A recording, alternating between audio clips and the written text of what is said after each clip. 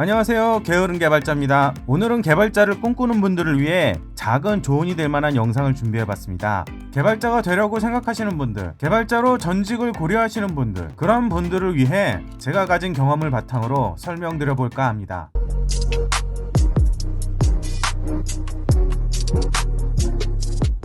우선 개발자란 용어에 대해서 생각해 볼 필요가 있습니다. 사실 개발자란 단어는 사전적인 의미로만 보면 굉장히 넓은 의미를 가지고 있습니다.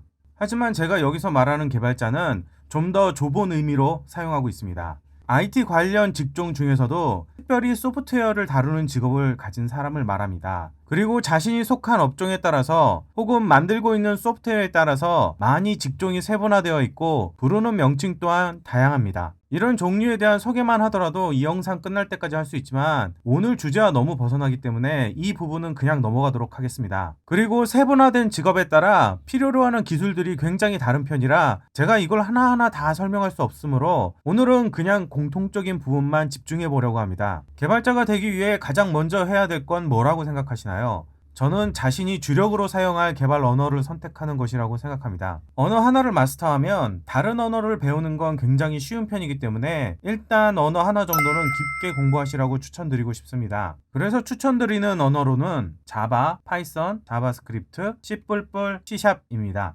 하지만 그 전에 어떤 종류의 개발자가 되어야 할지, 어떤 분야에 관심이 있는지 고민해야 하는 거 아닌가요? 라고 생각하시는 분들도 있을 거예요. 각 분야마다 주로 사용하는 개발 언어가 다르기 때문에 그런 고민을 먼저 하시는 것도 주력 언어 선택하는 데 도움이 되십니다. 예를 좀 들어볼까요? 게임 개발을 하고 싶은 분들이라면 C++ 혹은 C샵을, 웹 백엔드를 하시고 싶다면 자바를, AI나 빅데이터라면 파이썬을 선택하시면 됩니다. 웹 프론트 경우는 자바스크립트와 더불어 HTML, CSS 정도가 추가될 것 같네요. 하지만 어떤 분야를 선택할지 잘 모르겠다, 나는 아무 생각이 없다, 그러신 분들은 일단 아무거나 선택하셔도 됩니다. 물론 주력 언어 하나만 가지고 평생 사용하지는 않을 겁니다. 나중에 경력이 쌓일수록 다양한 언어를 접할 텐데 이때 주력 언어의 이해도가 다른 언어를 배우는데 굉장히 도움이 됩니다. 이건 좀 무시무시하게 들릴 수도 있는데 경력에 따라 좀 다르긴 하겠지만 좀 이름 있다 하는 언어들은 다 하시게 될지도 모릅니다.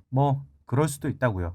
주력 언어를 선택한 다음으로는 뭘 해야 될까요? 바로 각 언어의 문법으로 알고리즘을 작성해 보는 일입니다. 이른바 코딩이라고 하는 거죠. 사실 코딩 자체만 보면 그렇게 어려운 일은 아닙니다. 소프트웨어의 동작이나 흐름을 특정 언어의 문법으로 작성하는 게 전부입니다. 일종의 번역 같은 느낌이죠. 실제 개발할 때도 코딩하기 전에 소프트웨어 기능을 사전에 문서로 정리했다가 그걸 그대로 프로그래밍 언어로 옮겨놓는 작업의 반복입니다. 대신 그 외의 나머지 것들이 다 어려울 뿐이죠. 이런 문법과 알고리즘 작성 과정을 주력 프로그래밍 언어가 익숙해질 때까지 반복해야 됩니다. 그래서 몇 달 정도 하다 보면 나 좀 코딩 잘하는 것 같은데? 하는 느낌이 들면 축하드립니다. 이제 개발자로서 걸음마를 하게 되셨네요. 그 다음에는 무엇을 해야 될까요? 이제부터는 본격적인 배움의 연속입니다. 깃에 대한 사용법, 데이터 구조 알고리즘 패턴, OS, 네트워크와 통신 프로토콜에 대한 지식, 데이터베이스, 개발자라면 알고 있어야 할 기본적인 지식을 쌓아야 합니다. 그러면 또 다음은 무엇을 배워야 될까요? 원하는 직종에서 사용하는 기술과 프레임워크를 익혀야 합니다.